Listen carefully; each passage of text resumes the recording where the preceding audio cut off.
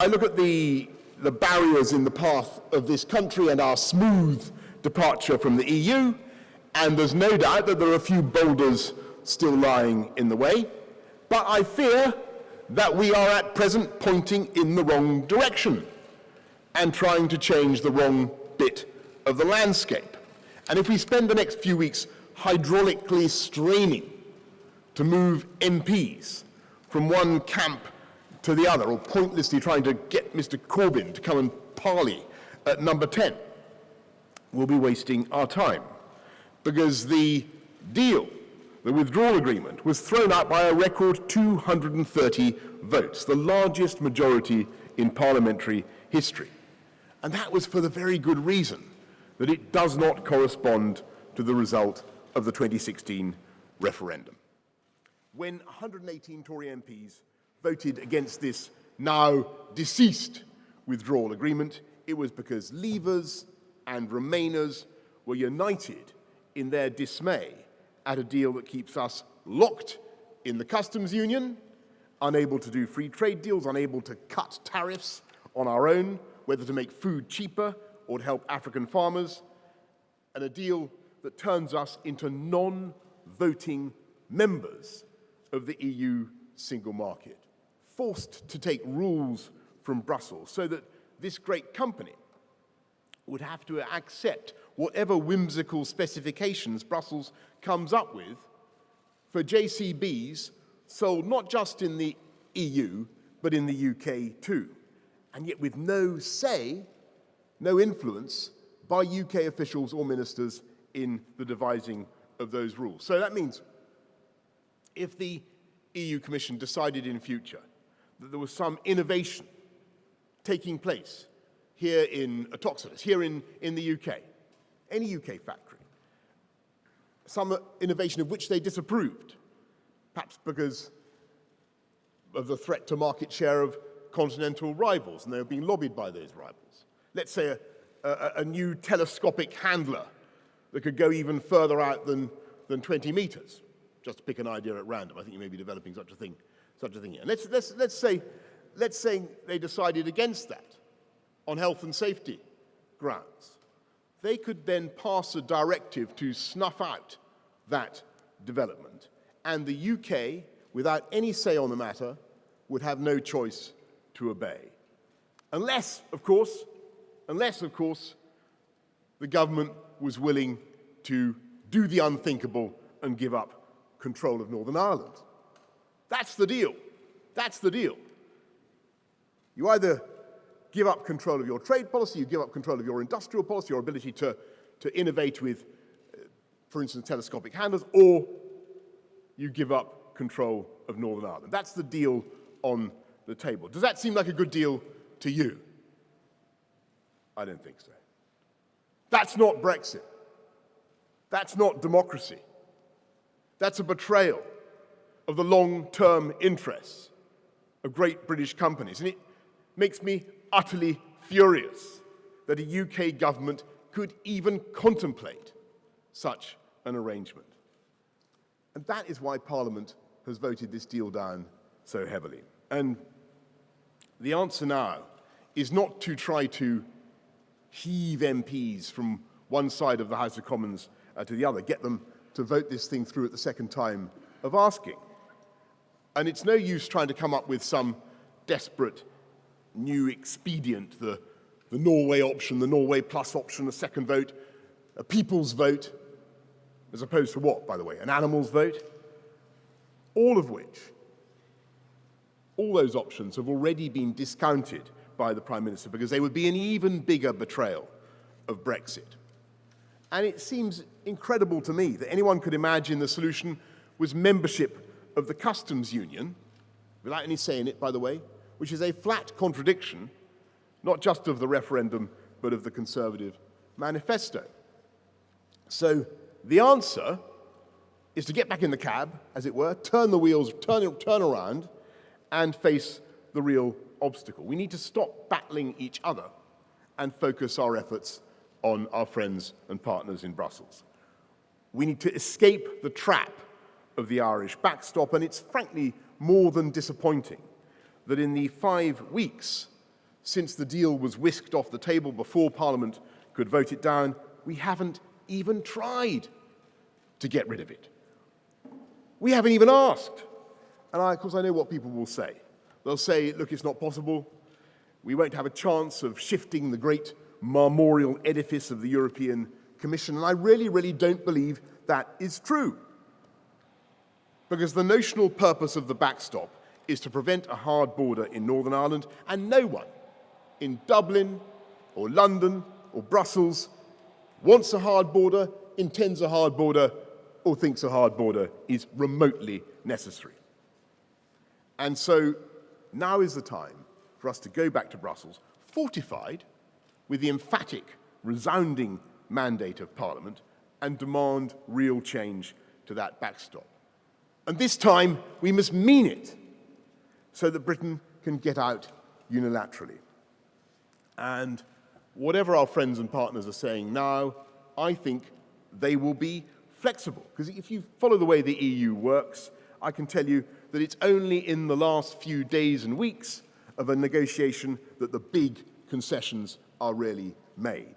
And with their economies stuttering a bit now, with a £95 billion surplus that they have with us in the UK in goods alone, I think they've got every incentive to listen to us. And we're already hearing positive noises from our German friends. So we must have the courage to ask, and we must mean it this time. Well, I can only ask, is the UK government going to do that? Well, I think we have to do that.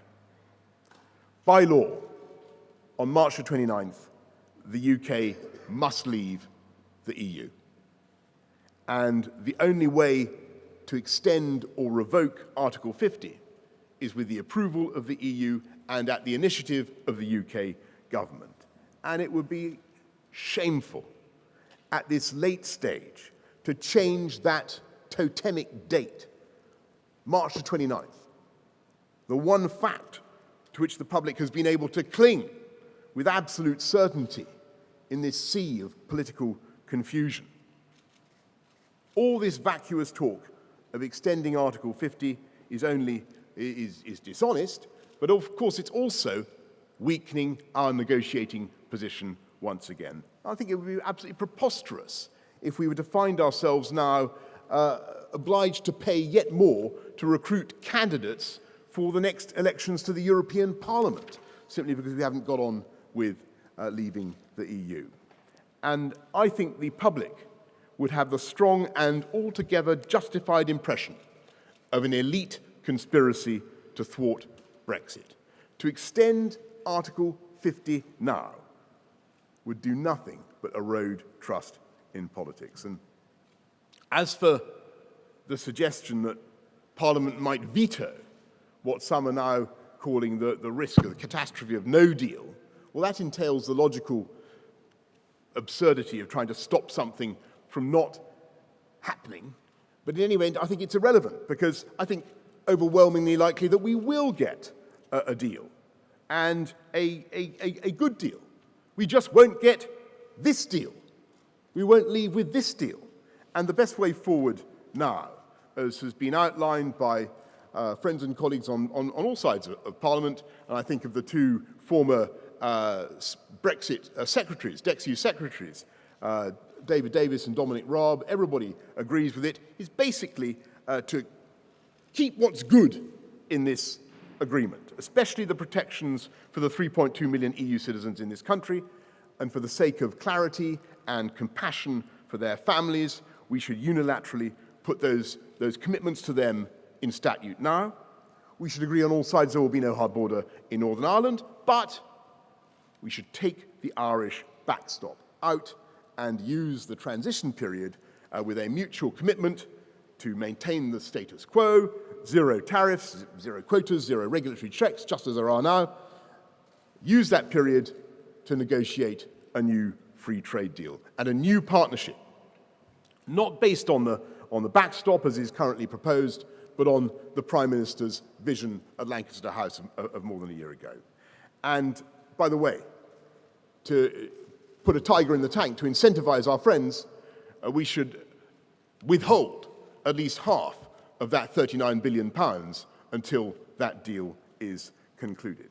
And this time, if we mean it, and if we are determined, and if we make it clear that this is our best and final offer, I would be utterly amazed if we can't get agreement on these terms. And even if the EU side was so obdurate and self-destructive as to turn us down and to insist on tariffs and checks, even if they decided to punish the UK, then the truth is that as we approach that deadline of the end of March, we're finding now that even in that eventuality, bureaucratic and logistical problems that had previously seemed insoluble are melting in the face of human creativity. And it's not just Jean-Marc Puissesseau, the chairman president of the ports of Calais-Boulogne, who has said recently that actually the trucks will continue to flow over the border just as they do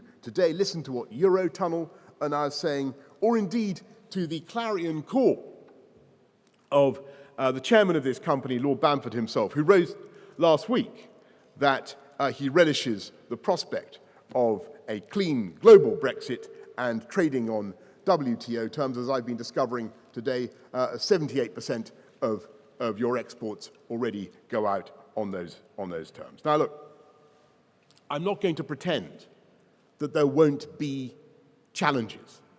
I'm not going to pretend that there won't be changes that we have to deal with. Of course there will be. But I say to everybody who believes in the democratic freedoms of this country, we are more than up to it. We've got so far. We're nearly there, and we must not give up now.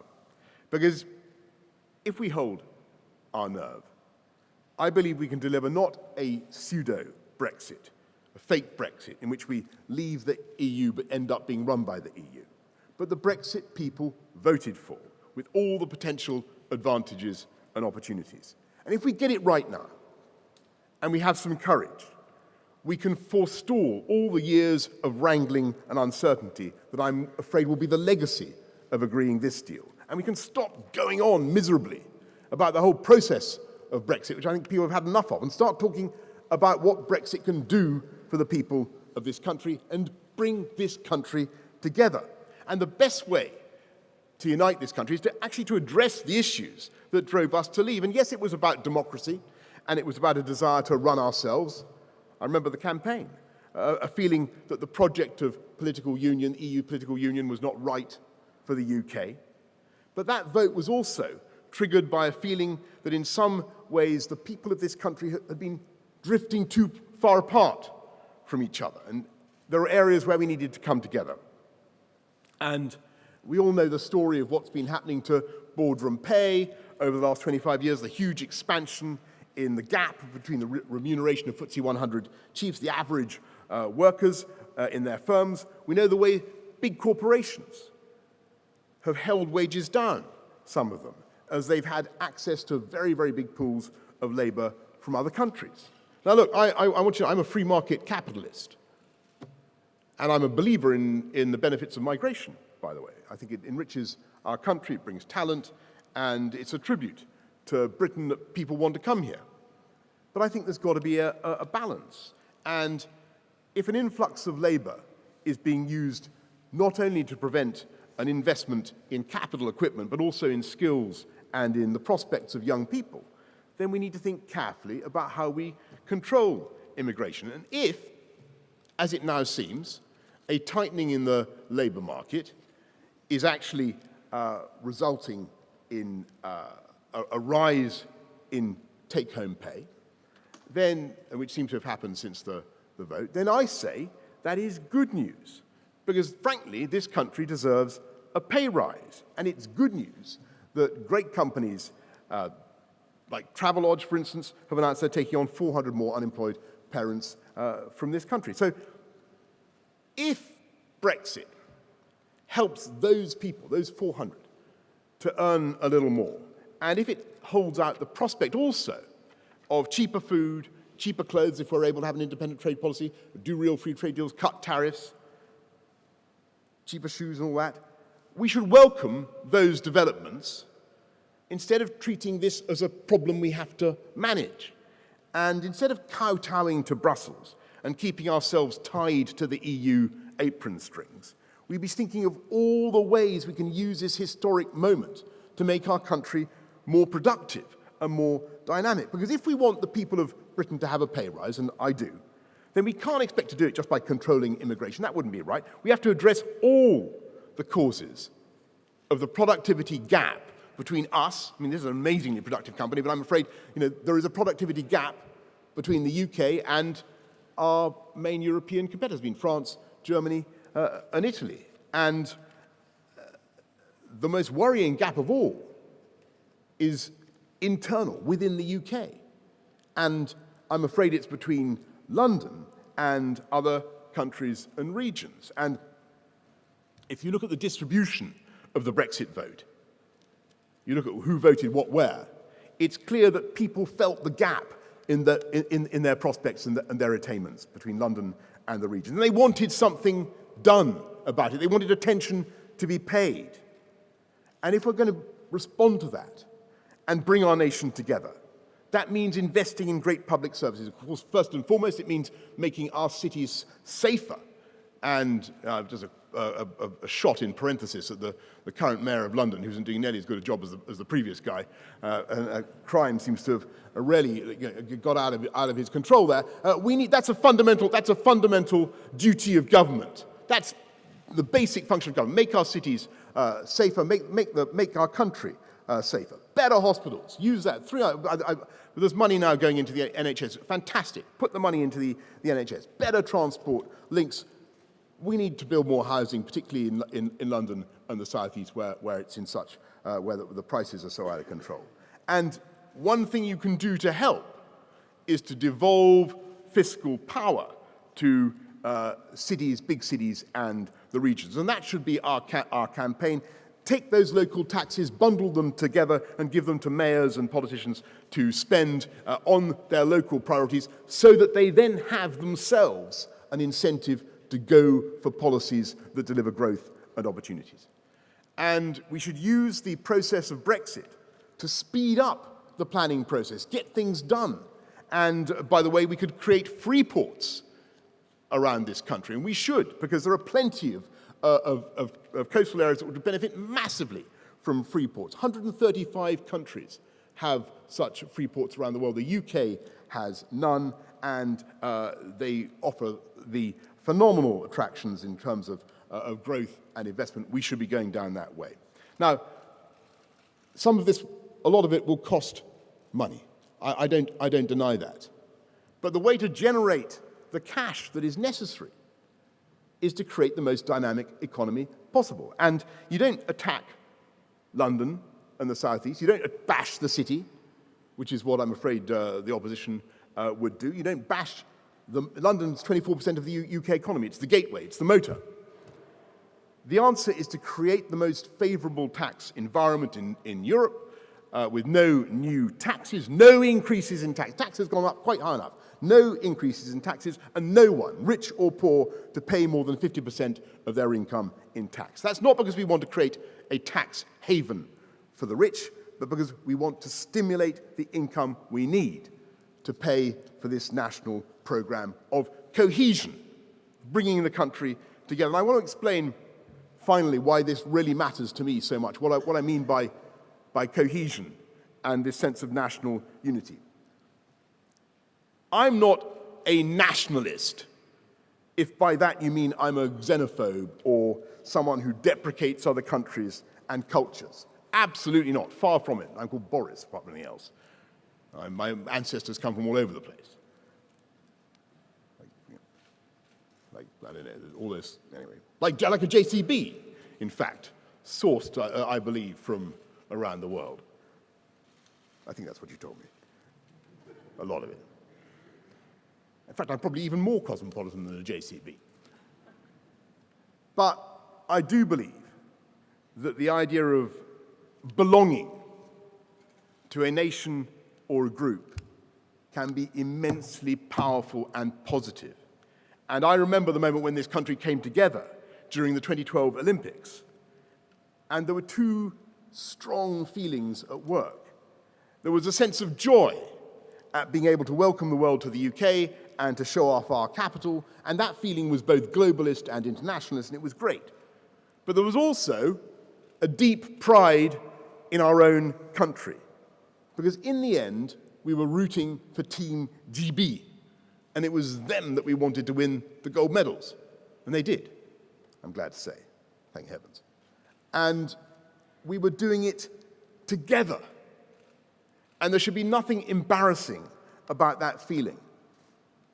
Because if people have that sense of belonging and of being part of the same team, then you will massively increase not just their sense of community and obligation to each other, but also their sense of what they can achieve. And if we can harness that spirit of teamwork and self-belief, then we can easily meet the challenge of Brexit. And indeed, I think if we can get it right, we can use this moment to reinforce our national optimism and self-confidence, because every study shows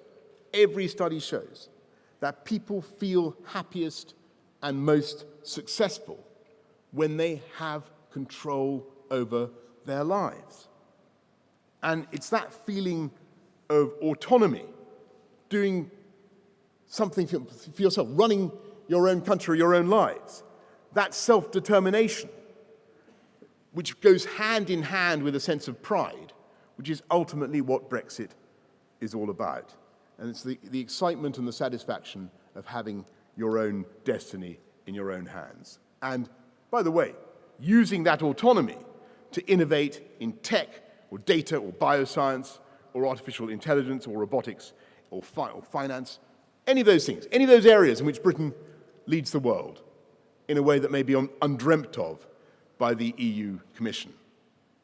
And this should be and will be the greatest place in the world in which to turn a wacky idea into a world beater.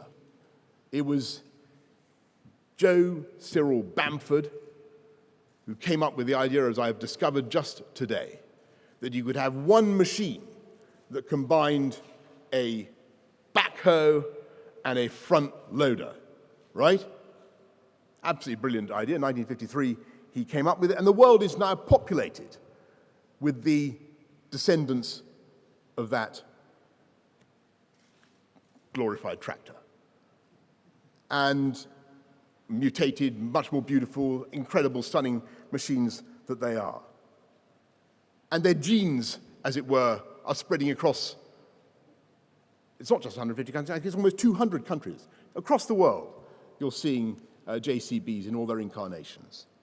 And nothing and no one will stop their spread. And I congratulate you on what you're doing. But to maximize the opportunities ahead of us, we need that autonomy and we need that freedom. And to achieve that creative autonomy, we must follow the logic of what Parliament has voted for. That is, no to this deal that locks us in, and yes to exit on March the 29th. And whatever terms we eventually come up with, and by the way, I repeat, I do think that they will be favorable to us. I confidently prophesy, unlike many of the gloomy predictions that you are hearing at the moment, I tell you that the people of this country will prosper and they will manage that change. And I tell you now, in conclusion, everybody here in Atoxa, here at JCB, whatever the doomsters may say about Britain after March the 29th, there will still be Mars bars made in this country. In fact, there will be no shortage of Mars bars. We will still have potable drinking water in Britain. There will still be drinking water. They say there will still be drinking water. The planes will fly. The ferries will ply. And above all, as JCB has demonstrated, there is absolutely nothing, no bureaucratic prejudice or impediment that has been able to stop a British-made backhoe loader from roaring onto building sites around the world, and thereby creating thousands of fantastic jobs here in this country. So let us fire up the engines, stop dithering, emulate the spirit of JCB and remove from our path the backstop that is the last Brussels-built blockage in the path of a global Britain. Thank you all very much for listening this morning. Thank you.